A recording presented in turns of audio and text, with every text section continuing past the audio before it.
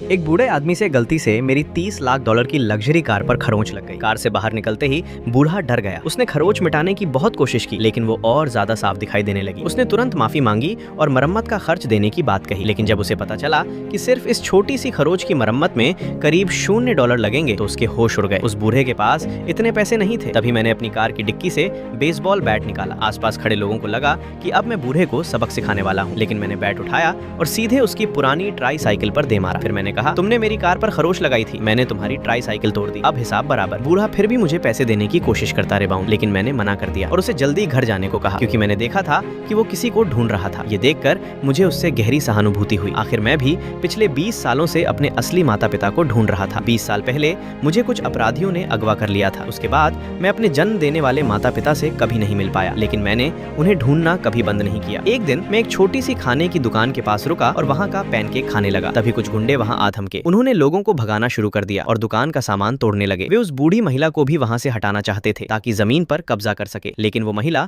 जाने को तैयार नहीं। वो कह रही थी कि उसे अपने बेटे का इंतजार करना है। तब मुझे पता चला कि उसका बेटा बचपन में ही गायब हो गया था। अपने बेटे की तलाश में वो इतना रोई कि उसकी आंखों की रोशनी तक चली गई। इसके बावजूद उसने वहीं पैनकेक की दुकान खोल ली थी, क्योंकि उसका खोया हुआ बेटा पैनकेक बहुत पसंद करता था। जब गुंडों ने दुकान का सामान तोड़ना शुरू किया तो मैंने उन्हें रोकने का फैसला किया। मैंने आसानी से कई गुंडों को हरा दिया, लेकिन तभी उनके सरगना ने अचानक मुझ पर हमला कर दिया। मैंने खुद को बचाने के लिए हाथ आगे किया और इसी मौके का फायदा उठाकर बाकी गुंडों ने मुझे पकड़ लिया। उन्होंने मुझे टेबल पर दबा दिया और मारने ही वाले थे, लेकिन उन्हें नहीं पता था कि मेरी घड़ी में एक खास सुरक्षा सिस्टम लगा हुआ था। मेरे खतरे में पड़ते ही मेरे बॉडीगार्ड्स को अलर्ट मिल चुका था। कुछ ही सेकंड बाद वे वहां पहुंच गए और सभी गुंडों को काबू कर लिया। मैंने गुंडों को वहां से भगा दिया और जमीन के कागजात वापस उस बूढ़ी महिला को दे दिए। तभी मुझे पता चला कि उसका बेटा भी ठीक 20 साल पहले गायब हुआ था। ये सुनकर मेरे दिमाग में कुछ क्लिक हुआ। मुझे उस पैनकेक का स्वाद अपनी माँ के बनाए खाने जैसा लग रहा था। मैंने तुरंत अपनी बाह पर मौजूद जन्म का निशान महिला को दिखाया। जैसे ही वो निशान देखा, वो रो पड़ी। उसे यकीन हो गया